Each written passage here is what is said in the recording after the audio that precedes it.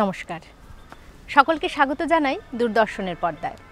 Doctor B.R.. আম্বেদকরের জন্মদিন উপলক্ষে আমাদের এই বিশেষ অনুষ্ঠান।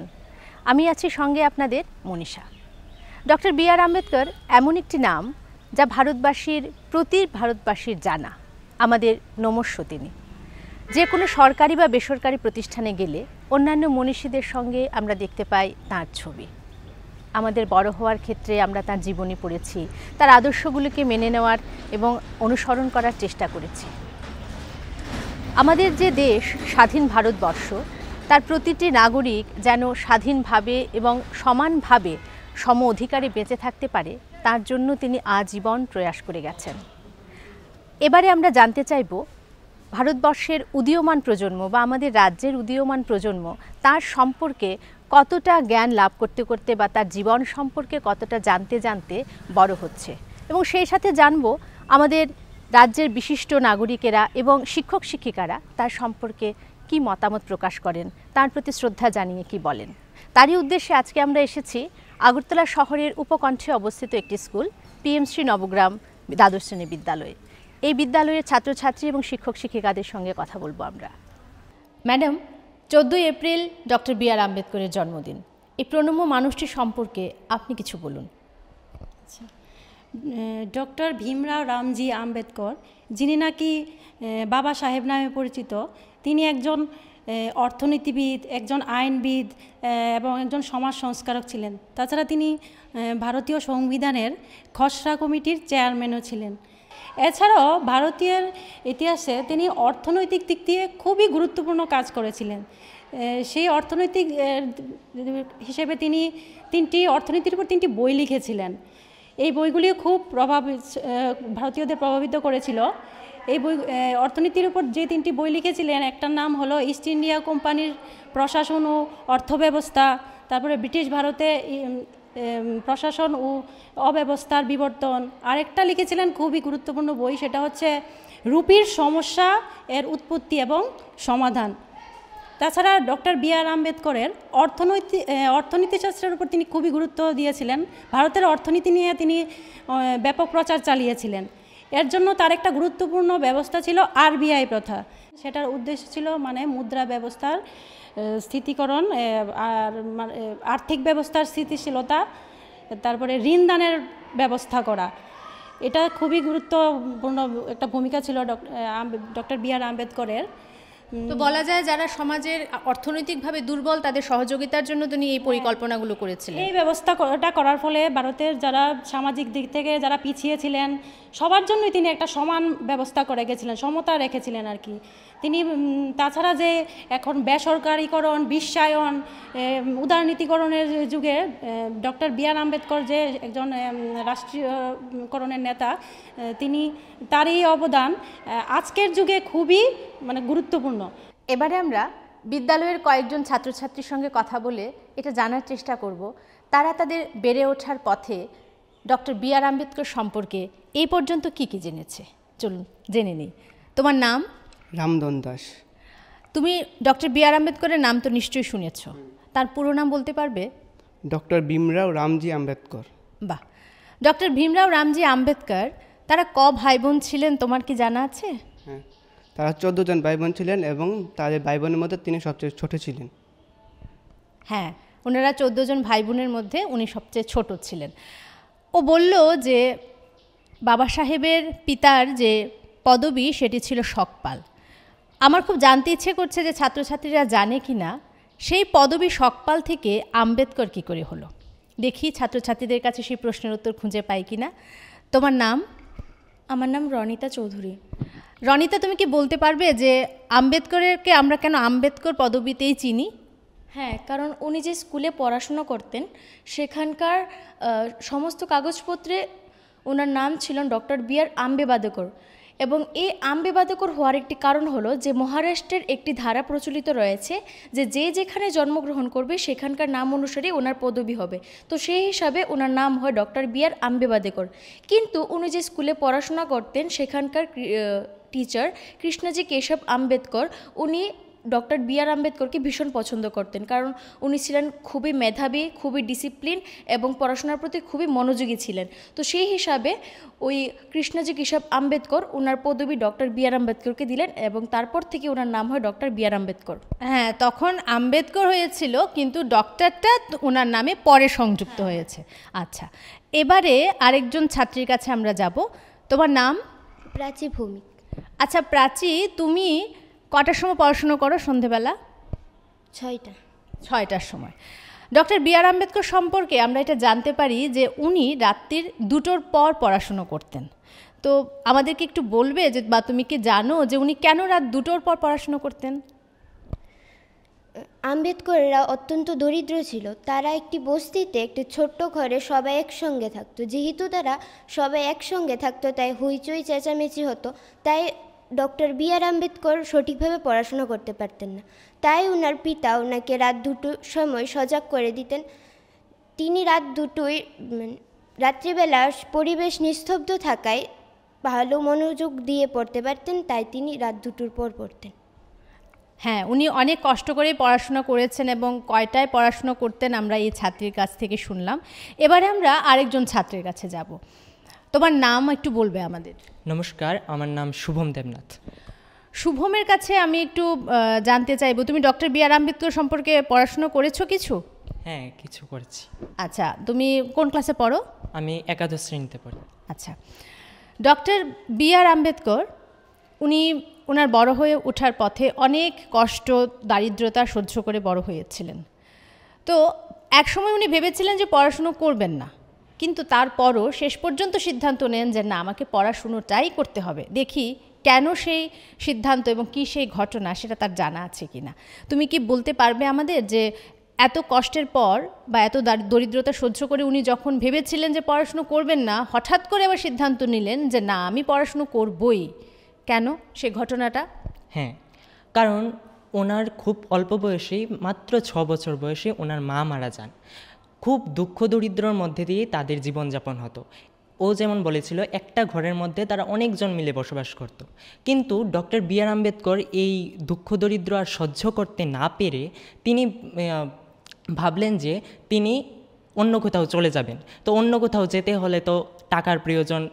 তো এই জন্য তিনি তার মাসিমণির ব্যাগ থেকে টাকা চুরি করবে ভেবেছিলেন।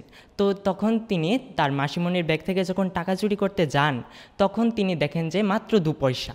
তো এই এত কম টাকা দিয়ে তো আর তিনি তো কোথাও যেতে পারবেন না। তো এজন্য তিনি মনস্থির করলেন যে টাকা তো এভাবে হয় না। তিনি তখন বুঝলেন যে পড়াশোনা করতে হবে তাই ওনাকে। তো এভাবেই তিনি বুঝলেন যে এনাকে পড়াশোনাটাই করেই তিনি টাকাটা এভাবে পাবে। তুমি এই গল্প থেকে নিজের জীবনে কি শিখলে? আচ্ছা, আমি এই গল্প থেকে শিখলাম যে টাকা এটা তো হবেই।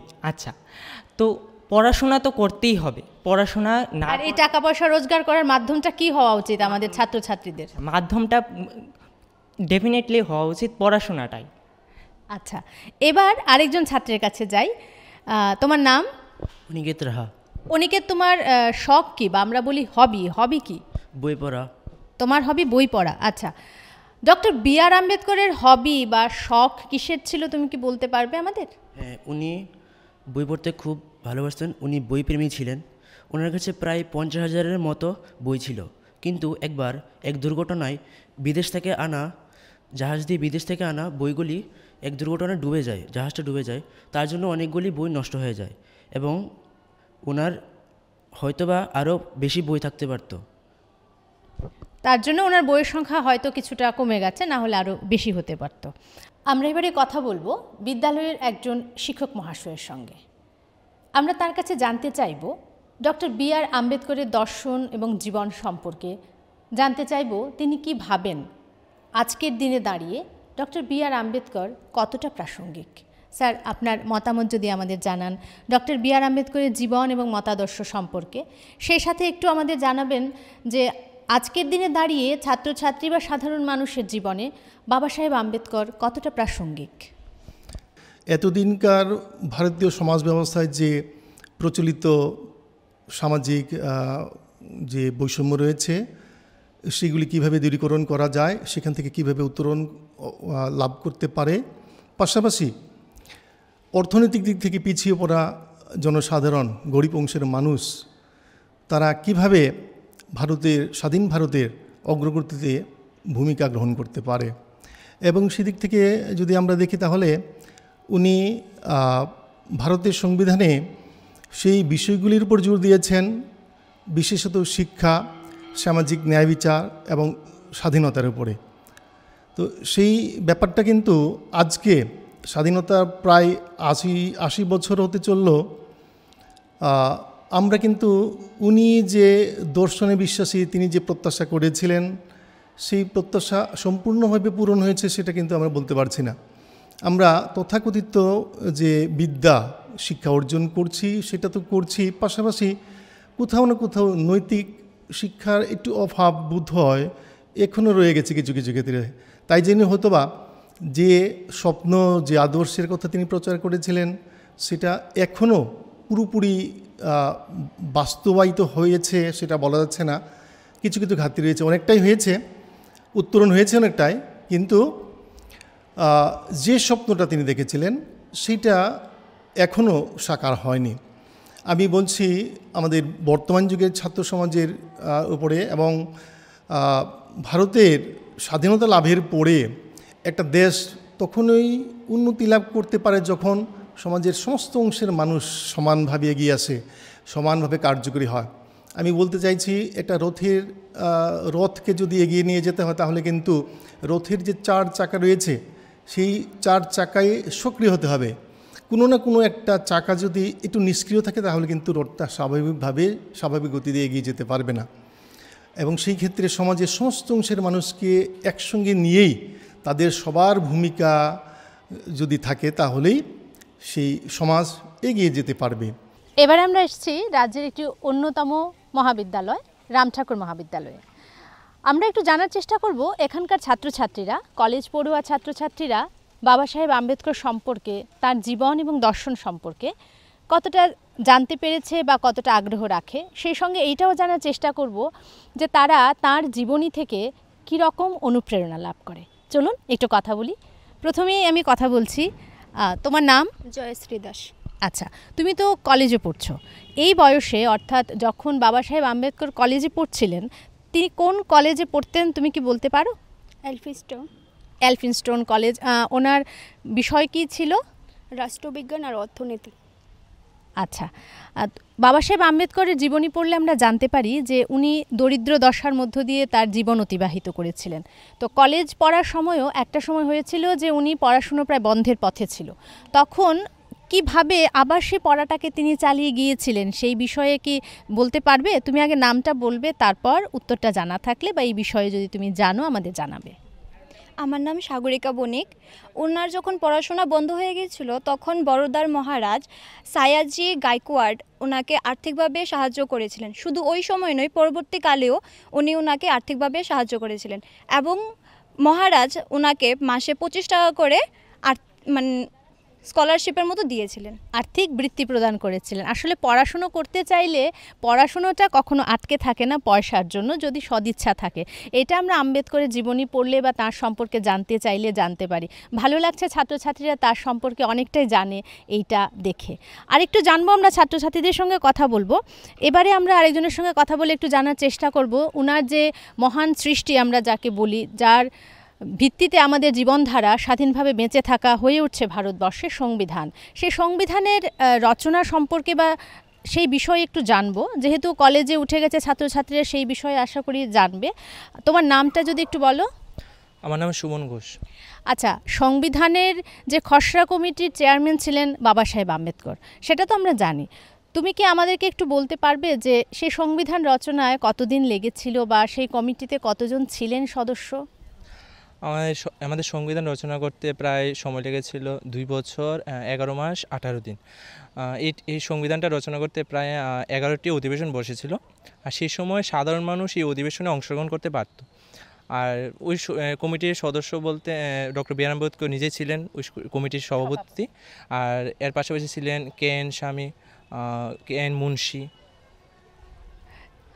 বেশ কিছু পড়াশুনো না করলে এগুলো জানা যায় না। এটা জেনে ভালো লাগছে যে সংবিধান বিষয়ে ছাত্রছাত্রীরা অনেকটাই তাদের ইন্টারেস্ট রাখছে এবং সে বিষয়ে জানার চেষ্টা করছে। এবার ছাত্রছাত্রীরা শুধু জানছেই নাকি তার জীবনী থেকে কিছুটা অনুপ্রেরণাও লাভ করছে, সেই বিষয়ে আমরা একটু দৃষ্টিপাত করার চেষ্টা করব। এবার কথা বলবো, তোমার নাম? দীপ্তনু চক্রবর্তী। আচ্ছা দীপ্তনু, তুমি বাবা সাহেব আম্বেদকরের জীবনী বইয়ের নাম জানো? হ্যাঁ, ওনার আত্মজীবনীটির নাম ছিল ওয়েটিং ফর এ ভিসা। পড়েছো বইটি?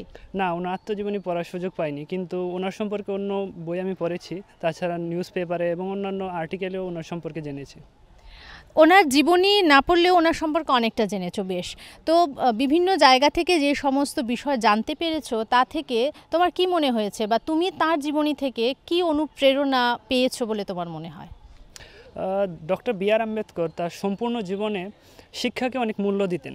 তিনি শিক্ষাকে একটি শক্তি হিসাবে মনে করতেন। তো উনি যখন বিভিন্ন বাধা বিপত্তিতে পড়েন এবং ওনার পরিস্থিতি অনেক খারাপ পরিস্থিতিতেও তিনি শিক্ষাকে শক্তি হিসাবে ধরে নিয়ে এগিয়ে গিয়েছিলেন। তো ওনার জীবন থেকে আমরা শিখতে পারি বা জানতে পারি, যদি আমাদের কাছে সঠিক জ্ঞান থাকে, আমাদের কাছে যদি একটা থাকে, কি বলা হয়, পড়াশুনো করার ইচ্ছে থাকে এবং পড়াশুনোটাই যদি আমরা অস্ত্র হিসেবে ব্যবহার করি তাহলে অনেকটা যেতে পারবো। এবং তার জীবনে যত কষ্টই এসেছে তিনি পড়াশুনোর মাধ্যমে সমস্ত কষ্টকে এড়িয়ে গেছেন, তাই তো? হ্যাঁ ম্যাম, একদম। এছাড়া তিনি যখন তিনি শুধু নিজের উন্নতির পেছনেই লেগে থাকেননি। যখন সংবিধান রচনা করেন তখন দেশের সমগ্র সকল বর্গের মানুষের জন্য, অধিকারের জন্য, ন্যায় বিচারের জন্য তিনি কাজ করে গেছেন।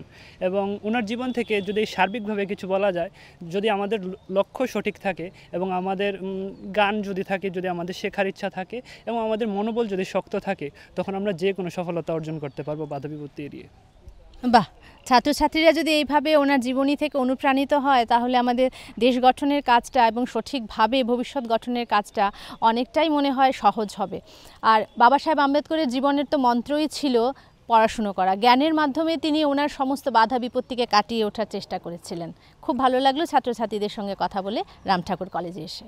ডক্টর বি আর আম্বেদকর ছিলেন একজন মহান বুদ্ধিজীবী, যিনি সমাজ সংস্কারক এবং অর্থনীতিবিদ ছিলেন। আপনারা হয়তো জানেন উনি প্রথম ভারতীয় যিনি বিদেশ থেকে অর্থনীতিতে ডক্টরেট ডিগ্রি অর্জন করেছিলেন। উনি কলম্বিয়া বিশ্ববিদ্যালয় এবং লন্ডন স্কুল অফ ইকোনমিক্স থেকে ডক্টরেট ডিগ্রি পান। তার অর্থনীতি বিষয়ে গবেষণা আজও ভীষণভাবে প্রাসঙ্গিক।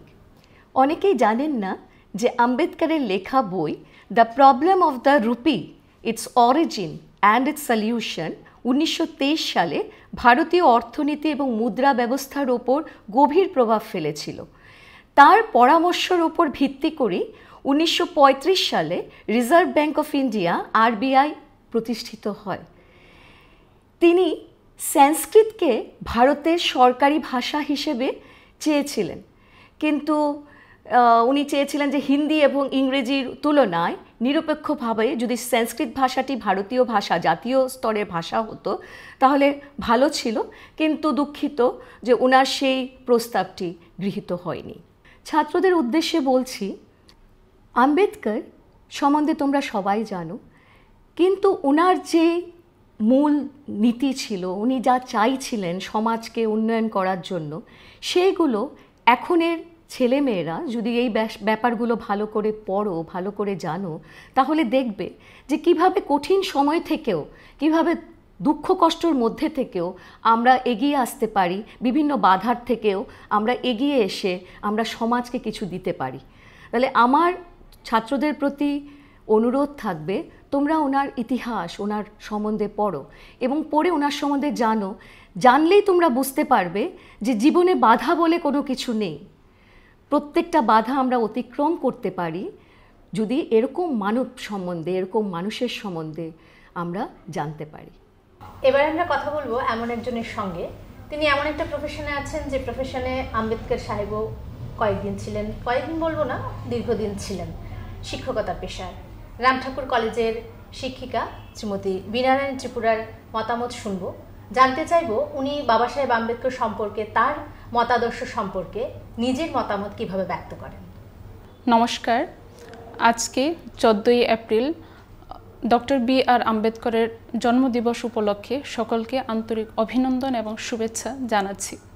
আমরা এমন একজন ব্যক্তিত্বকে স্মরণ করতে যাচ্ছি যিনি ভারতের সংবিধানের পথিকৃৎ, যিনি শুধুমাত্র ভারতের সংবিধানই রচনা করেননি, তিনি ভারতের সামাজিক ন্যায় প্রতিষ্ঠার জন্য, অর্থনৈতিক সুবিচার প্রতিষ্ঠার জন্য তিনি তার অবদান আমরা অস্বীকার করতে পারি না।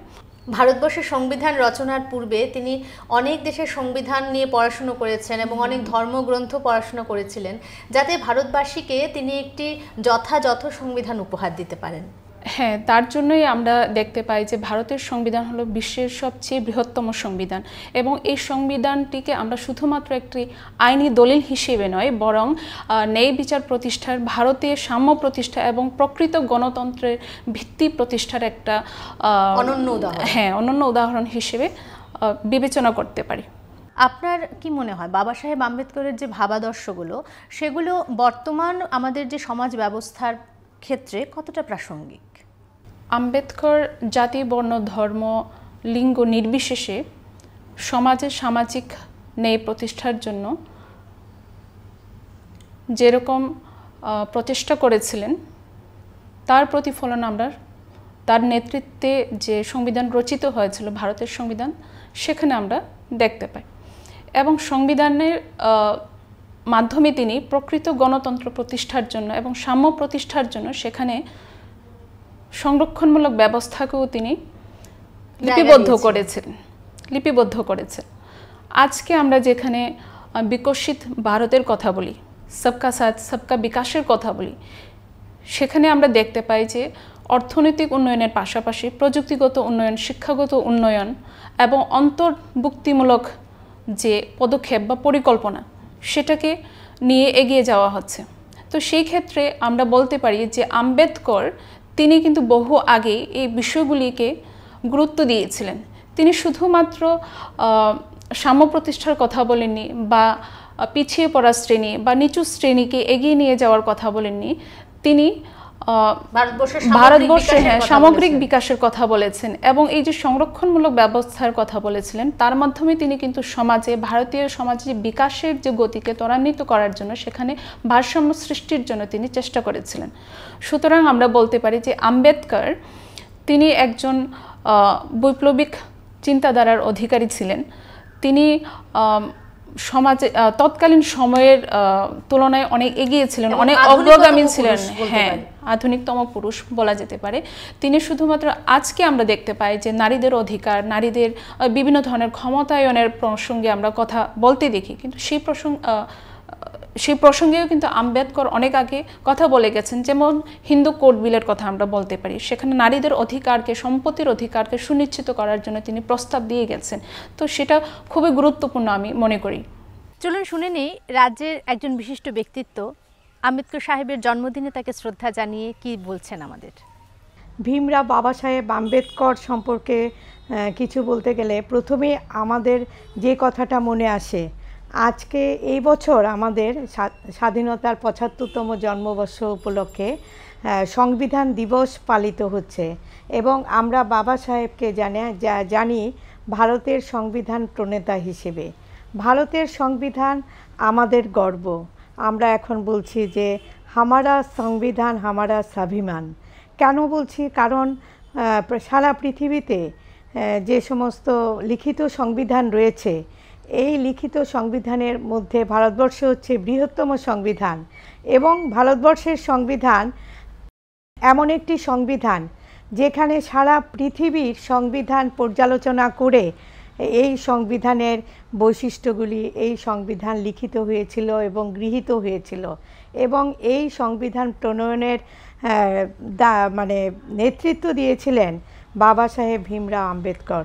তো ওনার যে গণতন্ত্র সম্পর্কে ওনার যে মতামত, সেখানে আমরা লক্ষ্য করি উদারনৈতিক গণতন্ত্রের পক্ষপাতী ছিলেন, সংসদীয় গণতন্ত্রকে সাপোর্ট করেছেন এবং গণতন্ত্রে ব্যক্তি স্বাতন্ত্র্যের যে চিত্র আম্বেদকর তুলে ধরেছিলেন, সেখানে যেটা উনি বিশেষ গুরুত্ব আরোপ করতেন যে ব্যক্তি মানুষের অভীষ্ট ব্যক্তি মানুষের মধ্যেই থাকবে সীমাবদ্ধ। অর্থাৎ উনি যেটা চেয়েছিলেন প্রত্যেক ব্যক্তি মানুষের কিছু সহজাত অধিকার আছে এবং উনি চেয়েছিলেন সংবিধানের যে সমস্ত অধিকার ব্যক্তিকে দেওয়া হয়েছে এই অধিকার যাতে কখনো ক্ষুণ্ণ না হয় এবং এটার দিকে তার সজাগ দৃষ্টি ছিল।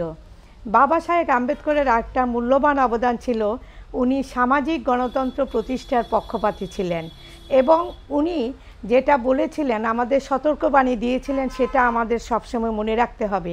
উনি বলেছিলেন 1950 সালের 26শে জানুয়ারি আমরা রাজনৈতিক ক্ষেত্রে ইকুয়ালিটি যে প্রিন্সিপাল এটা গ্রহণ করছি, কিন্তু সামাজিক এবং অর্থনৈতিক ক্ষেত্রে ইনইকুয়ালিটি থেকেই যাচ্ছে এবং তিনি সতর্ক করে দিয়েছিলেন দেশবাসীকে যত তাড়াতাড়ি সম্ভব আমাদের দৃষ্টি দিতে হবে যাতে সামাজিক এবং অর্থনৈতিক অসাম্য দূরীভূত হয়। যদি তা না হয়, যারা অসাম্যের শিকার হবে তারা কিন্তু আমাদের রাজনৈতিক গণতন্ত্রের ভিত্তিভূমি নাড়িয়ে দেবে। এবং আরেকটা কথা আমাদের সবসময় মনে রাখতে হবে, আম্বেদকর খুব সুন্দরভাবে এবং সাবধানবাণী উচ্চারণ করেছিলেন, একটা দেশের সংবিধান যতই ভালো হোক না কেন, সেই সংবিধান পরিচালনার জন্য যে পরিচালক বর্গ আছে তাদের উপরই নির্ভর করবে এই সংবিধানটা কিভাবে পরিচালিত হবে।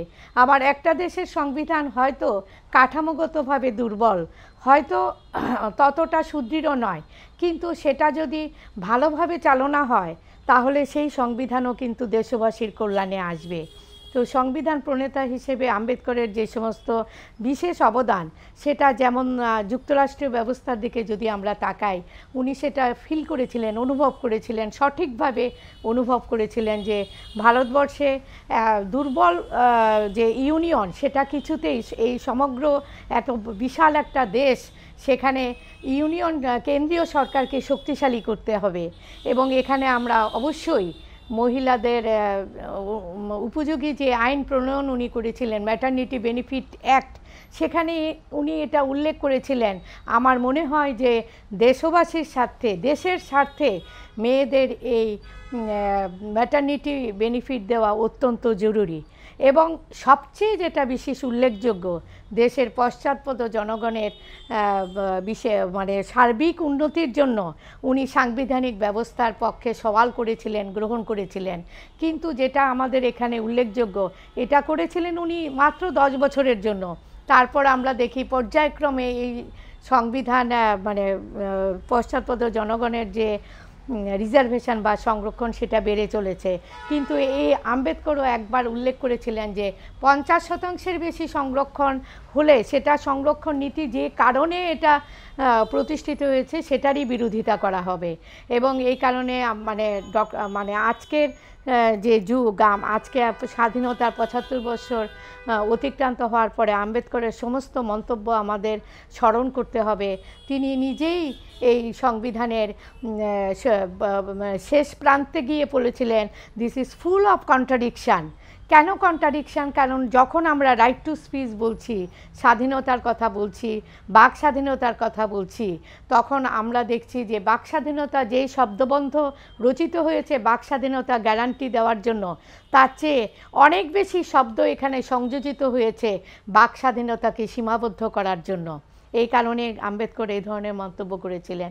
তবু আমরা আশীর্বাদ ধন্য দেশবাসী যে আম্বেদকর, ডক্টর বি.আর. আম্বেদকরের মতো একজন পার্সোনালিটি, ব্যক্তিত্ব ভারতবর্ষের সংবিধান রচনায় বলিষ্ঠ ভূমিকা নিয়েছিলেন।